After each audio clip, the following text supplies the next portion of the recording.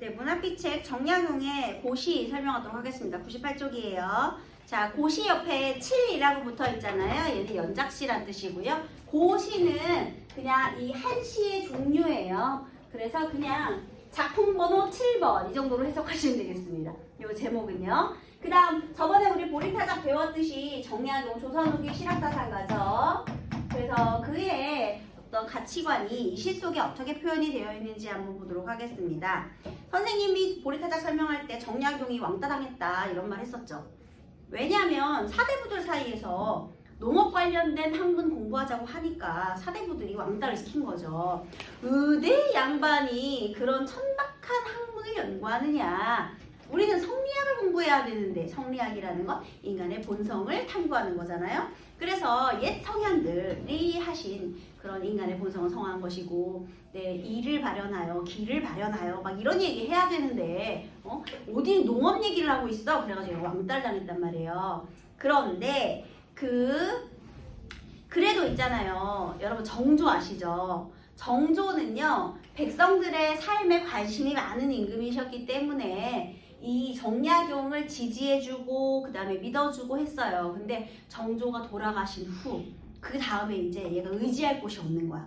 점점 설자리가 약해져. 게다가 그 정약용 집안에 그 기독교 관련된 우리나라의 그러니까 정약용의 형수의 사촌이 우리나라 최초의 이제 그 천주교를 들여오신 분이거든요. 형수의 사촌. 그래가지고 좀 그 옛날에 왜냐하면 우리는 성리학을 공부해야 되는데 다른 신을 모신다고 하니까 하늘에 계신 그분을 모신다고 하니까 이건 있을 수 없는 일이다. 그래서 우리 기독교를 박해하죠. 그래서 그거 관련해서 또 유배까지 갔었거든요. 그래서요 얘가 유배를 가서 얘가 포항 장기로 유배를 갔어요. 그래서 유배를 가서 쓴 유배문학이에요. 그러면 가뜩이나 왕따도 당한 데다가 그 다음에 유배 중인 데다가 마음이 좋지 않겠네. 그래서 걔가 이런 말을 합니다. 자, 한번 읽어볼게요. 풀들은 다 뿌리가 있는데 부평초만은 매달린 꼭지가 없이 물 위에 둥둥 떠다니며 언제나 바람에 끌려다닌다네. 자, 지금 여기에요 연못이 있어요.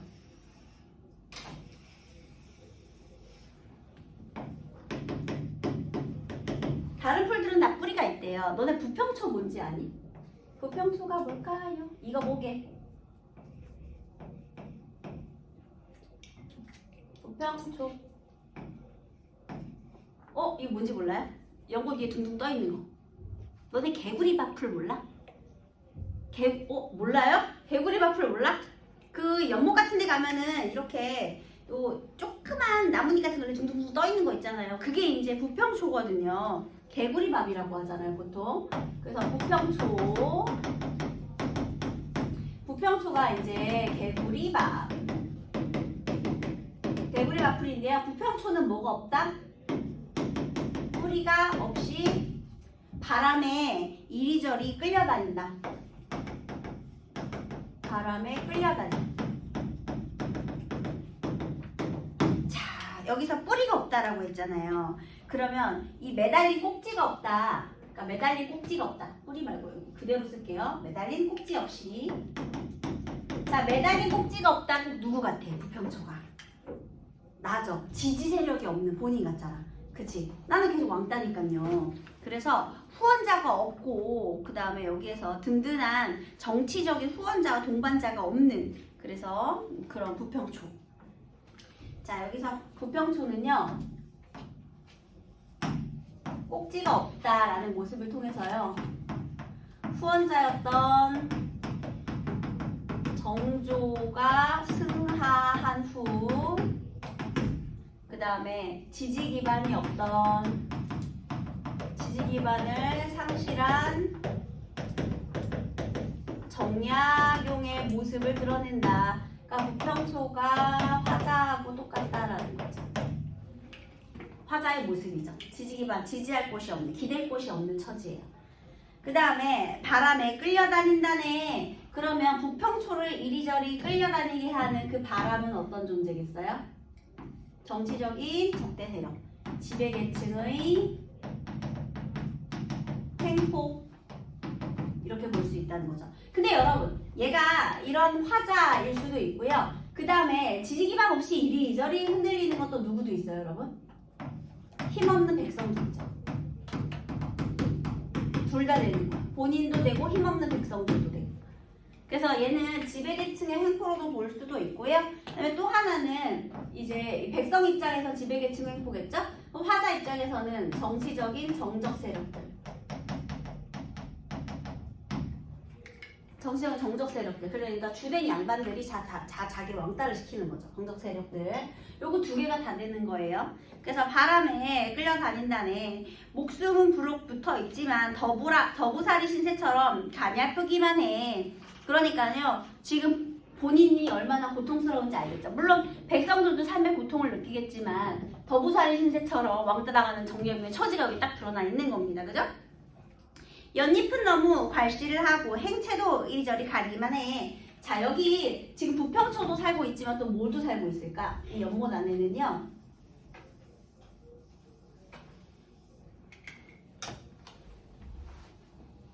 이 연못 안에는 사실 이 연못 안에는 연잎도 살고 있어요.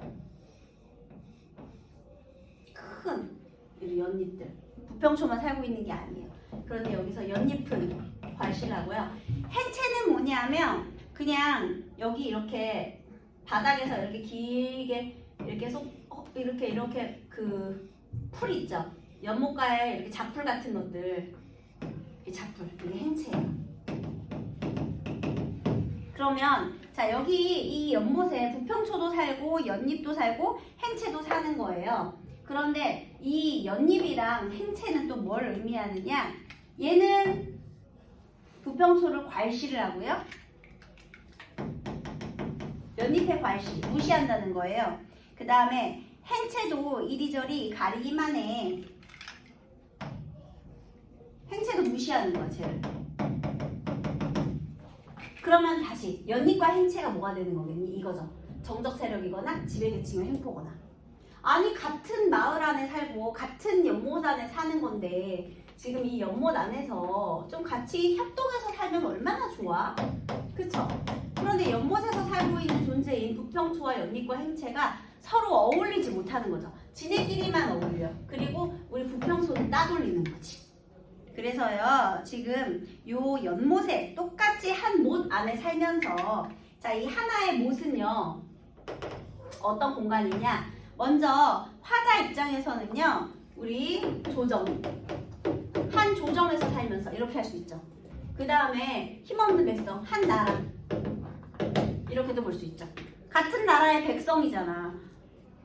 우리 지배계층은 백성 아니냐? 모두 임금님 밑에 있는 백성들이지. 그런데 이렇게 같은 곳에서 살면서 어쩌면 그리 서로 어그러지기만 할까. 그러니까요 부평초, 연잎, 행체 얘네가 서로 조화로운 공동체를 이루어야 되는데요. 지금 이 연못의 상황은 어떤 상황이냐? 이 연못의 상황은요. 연잎과 행체가 부평초를 무시하고 괄시하는 그런 상황이에요. 그러니까 지금 화합을 이루지 못하는 모습을 안타까워하는 거죠. 연잎과 행체가 부평초를 무시하는 거예요. 그러니까 화합을 이루지 못하는 것에 대한 안타까움 이렇게 되는 겁니다. 됐나요, 여러분? 화합을 이루지 못하는 것에 대한 안타까움.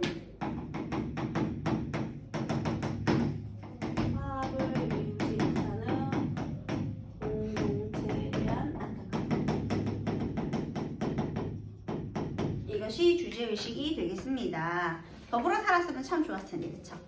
그러면 여기는요, 지배층에 대해서는 비판의 태도를 보내고, 그 백성들에 대해서는 연민의 태도도 드러나겠죠.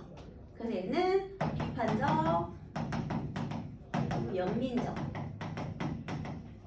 지배계층은 비판하고, 백성은 연민을 느끼는 그런 내용이 되겠습니다.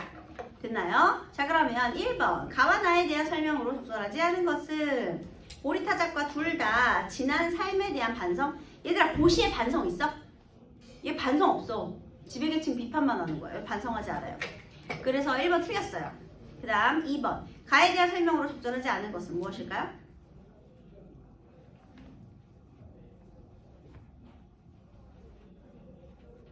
여기서 작가의 중농주의 사상, 애정, 농민에 대한 애정도 괜찮은데요. 농민과 화자의 삶에서 공통점? 아니요, 오히려 대조됐죠.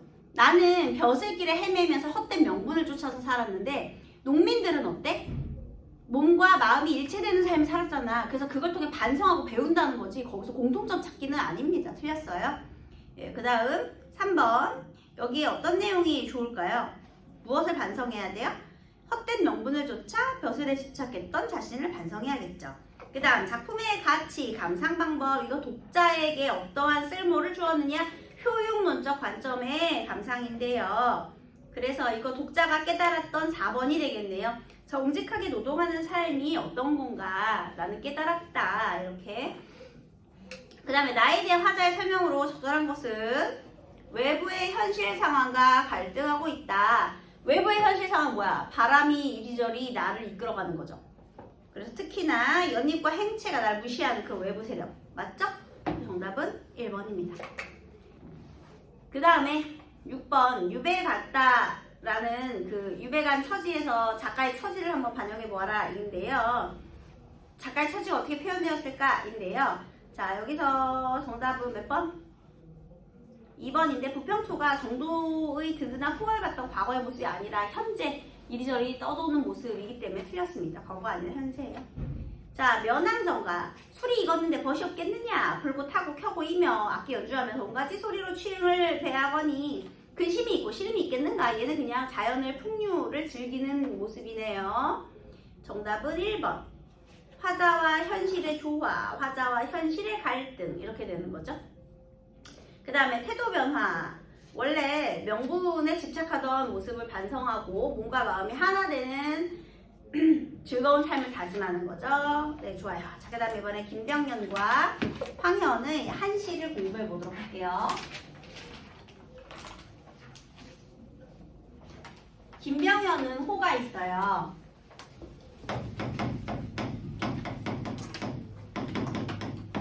김병연의 내 사간. 김병연은 김삿갓으로 유명하죠. 방랑시인 김삿갓 들어본 적 있죠? 그 사람인데요. 얘가 어떻게 된 거냐면은 그 과거 시험에 급제를 했어요. 그런데 과거 시험에 보통 이제 시제를 주고 시를 쓰는 문제를 내거든요. 근데 그 시에 한시를 써가지고 장원급제를 했는데 알고 보니까 옛날에 그 자기 할아버지가 유배를 갔는데 그 할아버지를 비판하는 시를 쓴 거야. 근데 내가 그걸 몰랐던 거야. 그 사람이 우리 할아버지라는 걸 모르고 어떤 정치인의 모습을 비판하는 시를 썼어요. 근데 나중에 알고 보니까 그 사람이 우리 할아버지였던 거야. 근데 지금 여기 조선시대가 성리학이잖아. 효가 근본이 되는 사회잖아. 내가 우리 할아버지를 비판해서 장원급제했는데 내가 무슨 이 하늘을 어떻게 보고 살 수 있겠는가. 하늘이 부끄러워서 나는 하늘을 쳐다볼 자격이 없다. 그래서 항상 삿갓을 쓰고 돌아다닌 거예요. 그래서 얘가 관직에서 물러나가지고 자기 할아버지를 비판하는 글로 내가 출세를 해? 이거는 효를 역행하는 거잖아. 그래서 삿갓을 쓰고 평생을 방랑 시인으로 살았거든요. 근데 그런 삶이 있어요. 자, 얘도 내 삿갓도 한시예요. 얘는 7글자씩 우리 이렇게 8줄로 되어 있어요. 그래서 7완율씩 이렇게 한시로 되어 있고요. 한번 볼게요. 가뿐한 내 삿갓이 빈 배와 같아 한 번 썼다가 40년 평생 쓰게 되었네. 자, 김병연이 삿갓을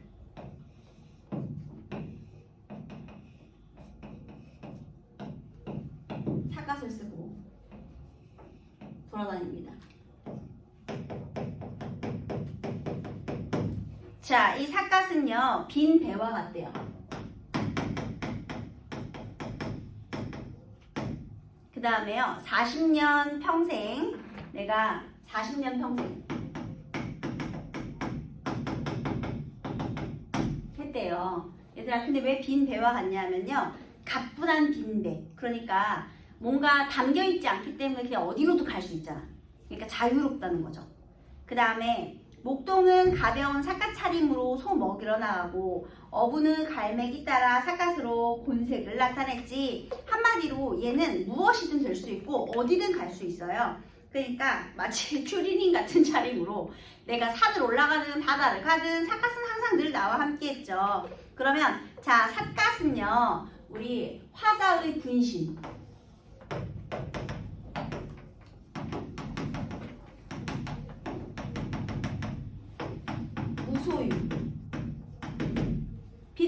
왔다 이렇게 욕심이 없는 거죠. 무소유. 그 다음에요. 목동은 가벼운 삿갓차림, 어부는 갈매기 따라. 그래서 목동도 이것을 쓰고 어부도 이것을 써요. 그러면 자유로운 거지.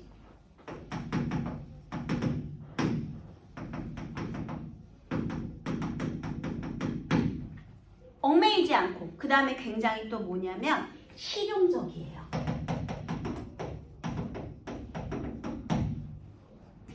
취하면 벗어서 구경하던 꽃나무에 걸고 흥겨우면 들고서 달하게 올라 달 구경하네. 여기서요 내가 이제 취했어. 그러면 구경하던 꽃나무에 걸고 그러면 꽃나무와도 하나가 되었죠. 그 다음에 흥겨우면 들고서 달하게 올라 달 구경하네. 그러니까 흥취를 즐길 때도 꽃을 구경할 때도 달을 구경할 때도 항상 나와 함께 다니던 그런 삿갓이에요. 흥취. 자연을 즐기던 모습.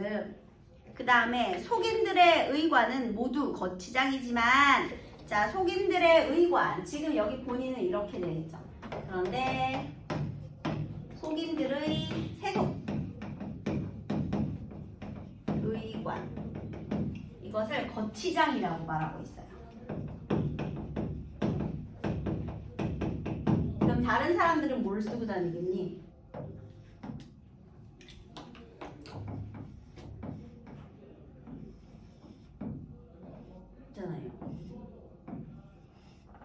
이거 쓰고 다니겠지. 뭐 그림이 좀 이상하네. 아무튼 이거 있죠. 갓 쓰고 다니지. 갓. 그리고 여기에 뭐 사모관대 차고 뭐 이것저것 할 거 아니야. 그러면 속인들의 의관은 겉으로만 치장한다. 그러면 얘네들은 허위와 위선이 있지만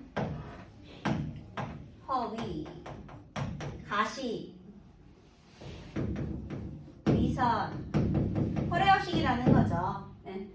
그렇지만 하늘 가득 비바람 쳐도 나만은 걱정이 없네. 자 여기서 하늘 가득 비바람이잖아요. 비바람을 막아주는 것이 바로 삿갓이다 라는 거죠. 이 비바람은요 세상의 풍파를 말하는 거예요.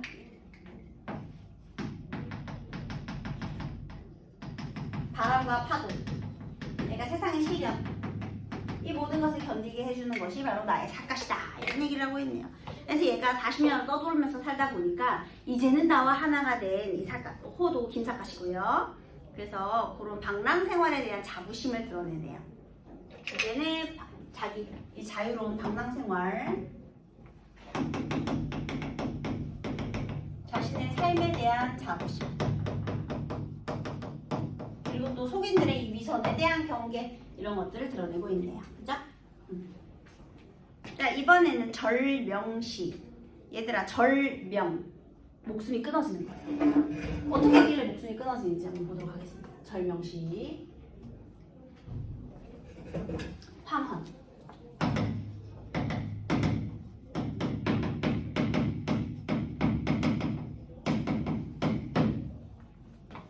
새 짐승도 슬피 울고 강산도 찡그리네. 모궁아 온 세상이 이젠 망해버렸어라. 얘들아 우리나라 언제 망했죠? 우리나라 망한 36년 동안 망해 있었잖아.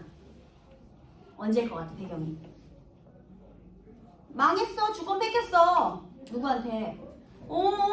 너네 경술국치 알죠? 1910년에 경술국치 그거 말하는 거야 지금.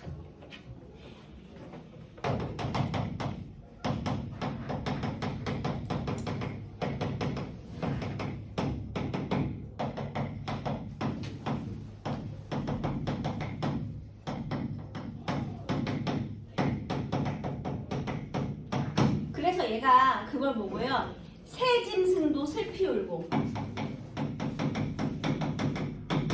강산도 찡그리네. 자연물에 지금 뭐 한 거야? 감정이입한 거죠. 이거 감정이입 때문에 많이 나오는 표현 중에 하나예요. 감정이입으로 많이 나옵니다. 게다가 무궁화 온 세상이 이제는 망해버렸구나. 무궁화 온 세상 이게 우리나라를 말하는 거죠. 그러면 얘들아 우리나라의 국화가 무궁화잖아. 그러면 부분으로 전체를 대표했네. 얘는 대유법이에요. 얘는 감정이입, 얘는 대유법. 이제 망해버렸다. 망했어. 부권 비탈. 그래서 가을 등불 아래 책 덮고 지난 날을 생각하니 가을 쓸쓸하죠. 인간 세상 식자 노릇하기 어렵기만 하구나. 자, 식자 노릇이 어렵다. 내가 우리나라의 역사를 생각해봤는데요. 이게 지식인으로서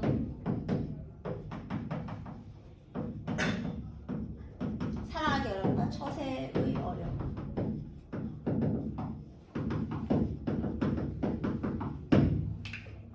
왜냐면요, 내가 만약에 무인이잖아, 얘들아. 그러면 차라리 총 들고 칼 들고 나가서 싸웠으면 좋았을 것 같아. 근데 나는 그런 무예를 익힌 적이 없어. 싸우는 법을 몰라. 왜냐면 나는 지식인이거든요. 그러면 머리로 싸워야 되는데 도대체 머리로 어떻게 싸워야 되는 거야? 어렵다라는 거죠. 게다가요, 처세가 어렵죠. 친일하기도 싫고 친일 안 하면 죽을 것 같으니까. 어렵지. 그러니까 그런 처세의 어려움까지 얘기를 하는 지식인의 고뇌. 이제 내가 어떻게 해야 할 것인가. 그래서 여기에서는요, 우리 경술국치의 현실을 굉장히 슬프게 한 거죠. 근데 더 여기서요, 제목이 절명시잖아요. 근데 이 사람이요, 나라가 망했잖아. 그래서 이 시를 쓰고 자결해요. 그래서 절명시야. 목숨 끊었어. 사실은 깊이 고뇌하고 나는 이 망한 나라에서 일본에는 충성을 다할 수 없다. 그래서 자결을 하는 그런 절명시입니다. 죽기 직전에 쓴 시예요. 유서죠, 유서. 자, 그 다음에 거기 옆에 옆구리를 보니까 최익현의 창의시라고 되어 있어요. 이것도요, 의기롭게 일어나다 그런 뜻인데요.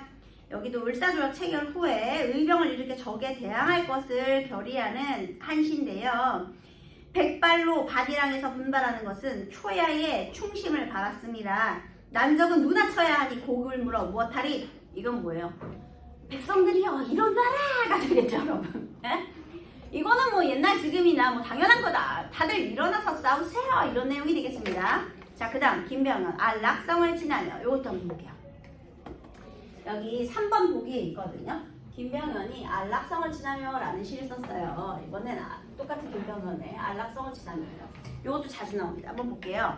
안락성 안에 날이 저무는데 관서지방 못난 것들이 시 짓는다고 우쭐대네. 자, 안락성 관서지방. 관서지방이 안락성이에요. 근데 못난 것들 시 짓는다고 우쭐대네. 얘들아, 시 짓는다고 우쭐댄다. 이거 다 뭐겠니? 지배층의 허위의식 모여가지고 고상한 척하고 있다는 거죠. 지금 마을 인심이 나그네를 싫어해 밥 짓기는 미루면서, 그래서 마을 인심, 그래서 나그네를 싫어해 밥 짓기는 미루어 주막 풍속도 야박해 돈부터 달래네. 그래서요, 여기서 마을 인심도 야박하고 주막 풍속도 다 야박하고 인심도 안 좋다는 거야. 나그네를 반겨주지도 않고요. 그때 원래 옛날에는요, 조선시대 때는요, 나그네가 오면 머물 자리를 하나 내어주고 밥도 함께 챙겨주고 없는 인심에도 보통 그렇게 하는 게 예의거든요, 옛날에는요. 그런데 여기는 야박하고 주막에서도 갔더니 돈부터 달라고 하고요. 배에선 자주 천둥 소리가 들리는데 뚫릴 대로 뚫린 창문으로 냉기만 스며드네. 그러니까 지금 머물 방의 상태도 좋지 않고요. 아침이 되어서야 강산의 전기를 한번 마셨으니 이거 무슨 소리예요? 인심이 야박해서 지금 먹을 것을 구한 거야, 못 구한 거야? 먹을 것을 못 구했어. 주막의 풍속도 야박해서 겨우겨우 밥 먹을 돈은 없고 이제 바람을 피할 그런 공간만 아주 품질이 낮은 구멍이 똥뽕 뚫려가지고 찬바람이 솔솔 들어오는 그런 곳을 머물고 있단 말이에요. 근데 먹을 것이 없으니까 강산의 전기를 마셨다. 이게 비꼬는 거죠, 여러분. 그래서요, 인간 세상에서 벽곡에 신선이 되려 시험하는가? 신선이 되기를 시험한다. 못 먹은 거지. 내가 얘가 신선이 되고 싶다는 거야? 아니요. 지금 비꼬는 거예요. 여기서 강산의 전기를 마시고 신선이 될 것인가? 라는 거는 지금 마을의 야박한 인심, 이것을 비꼬는 거죠.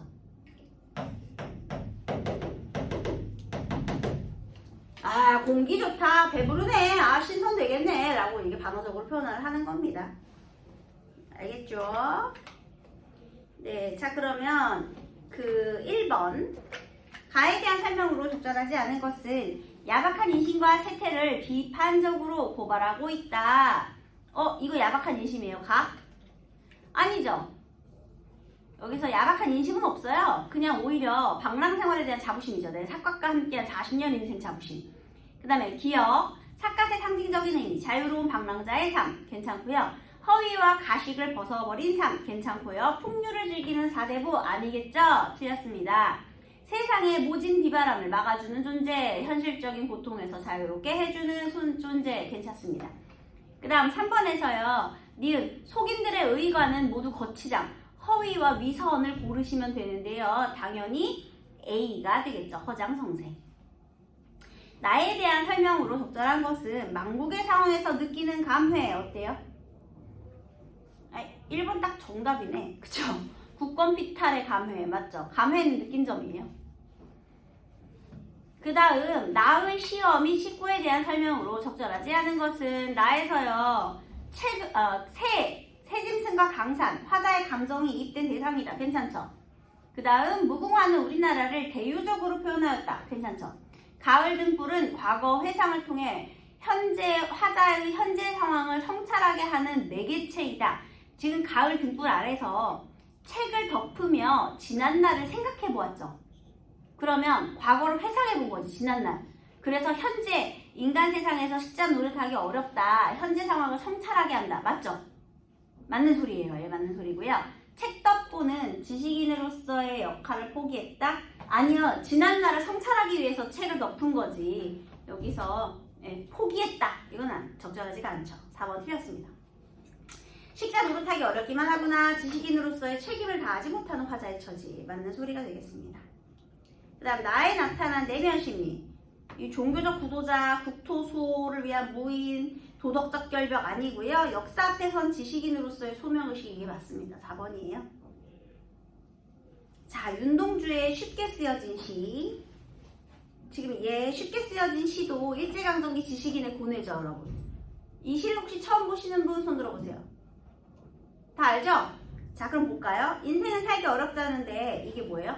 일제치하 암담한 상황이죠. 적으세요. 인생은 살기 어렵다. 지금 일제치하예요.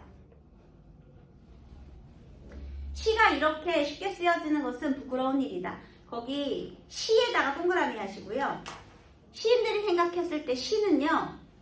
인생에 대한 성찰을 바탕으로 쓴다고 생각하거든요. 그래서 인생 성찰 바탕 이렇게 쓰세요. 시에다가. 시는 인생의 삶에 대한 성찰을 바탕으로 해요. 그런데 쉽게 쓰여진다? 그러면 나 성찰 제대로 안 했다는 뜻이 되겠지? 그래서 부끄럽다고 반성하는 거예요. 그래서 반성. 부끄러운 일이다의 반성 적으세요. 내가 삶을 성찰해보니 내가 그동안 너무 치열하지 않은 삶을 산 것은 아닌가. 즉 일제강점기의 지식인으로서 너무 소극적인 삶의 모습을 드러낸 것은 아닌가 반성을 한 거죠. 그래서 육첩방은 남의 나라 창밖에 밤비가 속살거리는데 여기서요. 육첩방은 남의 나라 얘가 지금 일본에서 유학 중이거든요. 그러면 일제의 식민 지배를 받는 상황에서 일본에서 유학 중인 화자의 고뇌 얼마나 심하겠니, 그죠? 그 다음에 창밖에 밤비가 속살거리네. 밤비에다 세모하세요. 암담한 현실 상황이죠. 이 암담한 현실에서요. 내가 그래서 무엇을 하기로 했느냐? 등불을 밝혀 어둠을 조금 내몰고 시대처럼 올 아침을 기다리는 최후의 나. 얘들아, 어둠 세모하세요. 어둠도 뭐예요? 암담한 현실 상황이죠. 일제강점기. 그런데 거기서 이 어둠을 몰아내기 위해서요. 내가 무엇을 했어요? 등불을 밝혔죠. 그래서 시대처럼 올 아침을 기다리는 최후의 나. 여기서 아침이 광복이고요. 등불은 저항 의지예요. 왜냐하면 아침은 당연히 오는 거고요. 등불은 내가 밝힌 거잖아. 내 노력인 거죠. 그래서 어둠을 조금 내몰기 위한 나의 노력. 아침이 올 때까지 내가 등불을 밝히면서 기다리겠다라는 저항 의지가 드러난 거죠. 그래서 이 저항 의지를 드러냈어요. 여기에서. 그 다음에 이렇게 하고 있는 나, 이게 최고의 나예요. 이상적 자.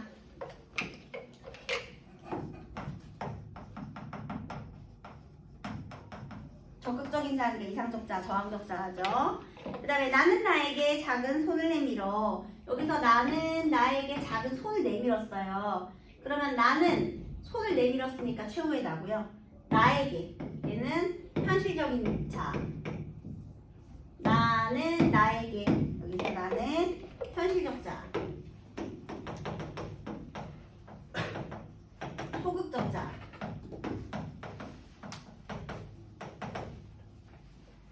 먼저 손 내민 나가 적극적이고 이상적인 자죠. 작은 손을 내밀어 눈물과 미안으로 잡는 최초의 악수. 자, 둘이서 뭘 했느냐? 이렇게 악수를 했어요. 둘 사이에 악수. 그러면 두 자의 화해가 되겠네요. 그래서 얘는 자 분열과 화해의 과정을 담고 있어요. 자 분열과 화해. 1번 차분한 목소리로 자성은 스스로 반성하는 거예요. 스스로 반성하는 태도를 강조해야지. 맞죠? 등불을 소재로 활용하되 미래에 대한 긍정적 인식을 담도록 하자. 자, 미래에 대한 긍정적 인식. 결국 저항 의지로 아침이 온다고 했잖아요. 그리고 얘들아, 아침은 내가 기다린다고 안 오고 안 기다린다고 오고 하는 게 아니에요. 얘는 무조건 오는 거야. 그래서 아침이라는 걸 쓴 거예요. 광복을 당위성을 강조하는 거죠. 반드시 오는 거죠. 시대처럼 올 아침. 그 다음에 어두운 시제를 살아가는 두 개의 자아가 대립할 수밖에 없어요? 아니지. 마지막에 뭐 했어? 화해했잖아. 근데 뭘 대립할 수밖에 없어? 틀렸습니다. 그 다음 고난의 역사 속에서 지식인으로서 처신의 어려움은 변하지 않는다는 것을 보여주자. 얘가 지금 보기의 작가가 나를 감상한 후에 보기를 지은 것이다. 그러면 맞죠? 처신의 어려움은 변하지 않아요. 그래서 얘가 고뇌하는 거죠. 부끄럽게. 쉽게 쓰여지는 걸 부끄럽게 고뇌합니다. 소극적인 모습에서 벗어나 현재의 상황을 극복하고자 하는 저항 의지 등부를 밝혔으니까요. 이게 차이점이 되겠네요. 저항 의지를 드러내었다. 그 다음 나에서 느껴지는 미의식 얘기를 했는데요. 여러분 선생님이 미의식에 대한 얘기를 잠깐만 해볼게요.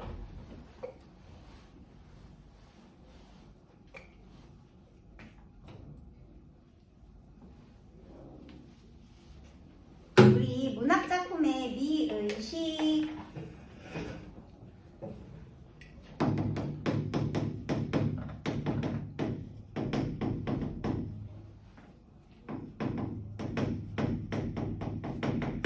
얘들아, 문학에서 내가 어떤 감동을 얻었거든요. 근데 그 감동의 종류가 무엇인가를 미적 범주를 4개로 나누는 거예요.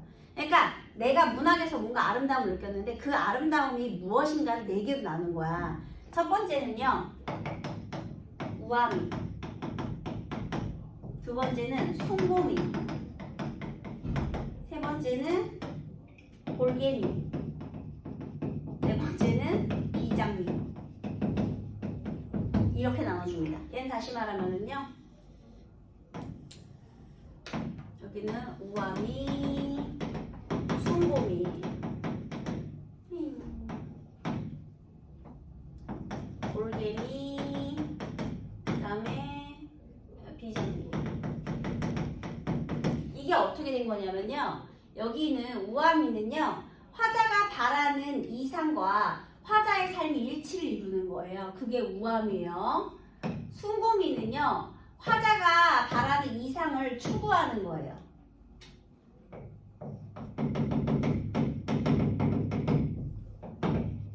현실 만족. 숭고미는 이상 추구.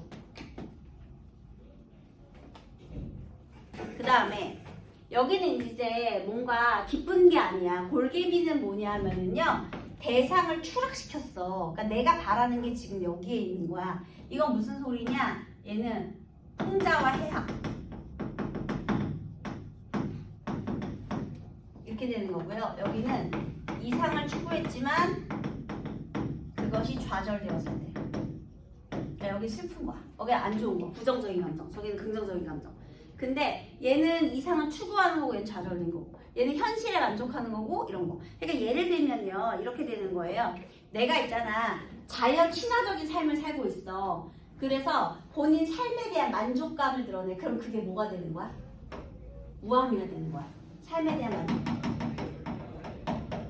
자부심. 그래서 얘는요 대부분 자연의 풍류를 즐기는 모습. 이런 작품에서 우함이가 나타납니다. 그 다음에 숭고미는 언제 나타나냐 하면은요 자연물에다가 지조와 절개 이런 거 예찬하는 거 있죠. 그게 숭고미예요. 지조와 절개를 예찬하는 거야. 그럼 숭고한 거잖아. 이해됐어요? 그 다음에 얘는 이제 좌절됐을 때 슬픈 게 비장미야. 슬픈 거. 좌절. 그래서 특히 있잖아. 뭐가 많이 나오느냐. 이별의 정화. 내가 원하는 게 좌절된 거잖아. 이별의 상황. 그게 많이 나오고요. 골개미는 이제 풍작, 해악 이게 많이 나와요. 이게 골개미예요. 대상을 비꼬고 막 무시하고 이런 거 있잖아요. 그런 것들. 그래서 이렇게 문학작품의 유작 범주를 말 그대로 내가 무한하게 살고 있는 거야. 만족하면 살고 있는 거고. 얘는 숭고한 미의식을 추구하니까 지조 절개 같은 거 강조하는 거. 비장한 거 슬픈 거야. 원하는 게 이루어지지가 않았어. 골개미는 말 속에 뼈가 있어. 그래서 놀리는 거. 희화화하는 거. 이렇게 딱 편안하게 이 정도 이해하시면 되거든요. 그러면 얘들아 여기 절명시에서 미적 범주 뭐가 느껴지고 있게요? 뭐게? 누가 봐도 뭐야? 이 네 개 중에 뭐야? 뭘까? 홍기야. 절명시. 비장미잖아요. 아니 뭐 이렇게 고민까지 해야 되나? 슬프잖아 얘들아. 지금 나라가 망했어. 좌절했잖아. 그 좌절감이 드러나면 우리 이거 비장미예요. 슬픈 거야 슬픔. 그래서 비장미 되겠습니다. 웬만하게 밀착 분수까지 설명했어요.